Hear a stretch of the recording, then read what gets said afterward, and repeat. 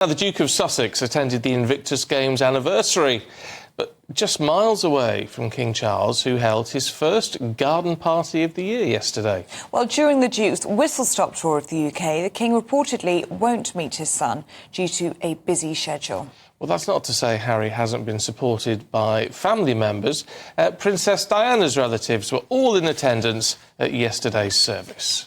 Well, historian and licensed lay minister for the Church of England, Martyn Whittock, joins us now. Good to see you this morning, Martin. I think the Daily Mail actually summarises this perfectly on the front page. The royal rift, just 2 miles away from each other, but worlds apart. The King and Prince Harry. Yes, I calculated 2.6 miles or 15 minutes by car, maybe 20 minutes if the traffic's a bit slow, from St Paul's Cathedral to Buckingham Palace. And whilst they couldn't have been at the same things yesterday, because obviously they were committed to these engagements, it one would have thought been theoretically possible for them to have met for a coffee in the morning. It's a difficult situation. Clearly, the King is returning to royal duties carefully.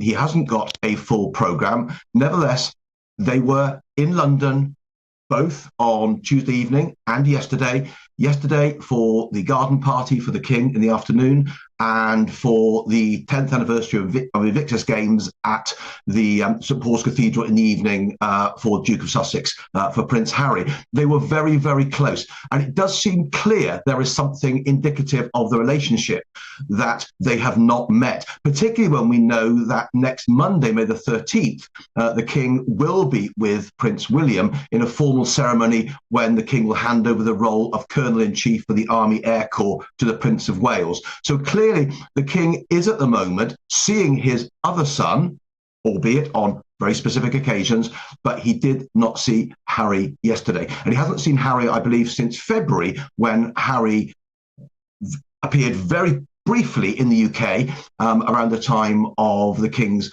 cancer diagnosis. So it's difficult to read this as anything but indicative of the division of the royal family at the moment, which is very sad.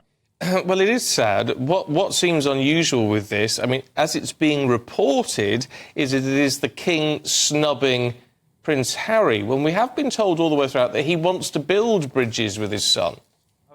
Yes, this is interesting. The spokesperson of the Duke of Sussex said the following: in response to the many inquiries and continued speculation on whether or not the Duke will meet with his father while in the UK this week, it unfortunately will not be possible due to His Majesty's full programme. So it does seem clear that there were moves from Prince Harry's side to see him, but Buckingham Palace said no.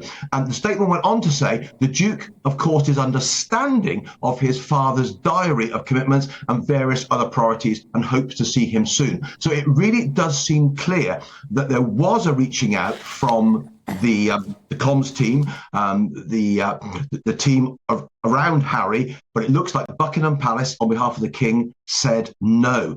And Harry is also not expected to meet the Prince or Princess of Wales, who is also being treated for cancer.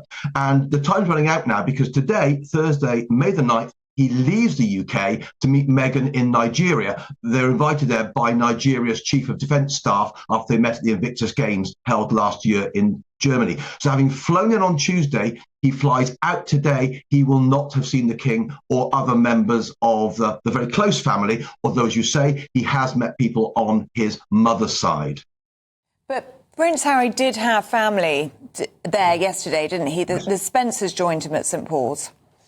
Yes, that is noteworthy. Clearly, there is still connection and communication between the Duke and his mother's side of the family, but it does seem to have broken down spectacularly now, as we've seen in the past, with regard to relationships with his father's side of the family. Now, many will say that the Duke of Sussex has created this situation, but it is quite clear it is now ongoing, and the rift does seem to be driven from both sides, it would appear, albeit many would say that Harry and Meghan have actually created the situation. It's interesting last night that in the service, Harry read from the New Testament, letters to the Corinthians, speaking of many people having different gifts and strengths.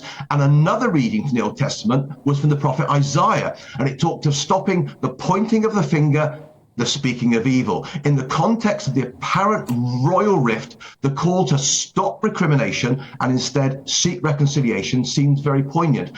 And I do think that in many ways, the stopping of recrimination and the seeking of reconciliation does lie mostly on Harry's side after what he and Meghan have done, but it does look as if the problem is on both sides now because of that damage. Very, very sad. Yeah, it is very sad. Martyn, good to see you. Good to see you too. Thanks for having me on the show. Have a good day. You too. Thank you very much indeed. I do feel sorry about that. And part of me, I have to say, thinks as the father, they should take time. What I don't understand with this, and Martyn's quite right to say, well, the comm teams will have reached out to each other and they haven't been able to make it work. Why is Harry not texting or calling his dad? Yeah. The King will have a mobile phone.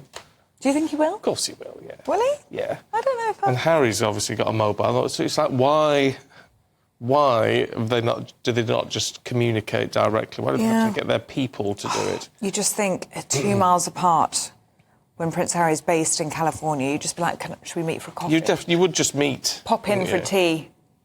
Something. It's very sad. Well, it's just a sign, isn't it, I think, of how divided things are at the moment.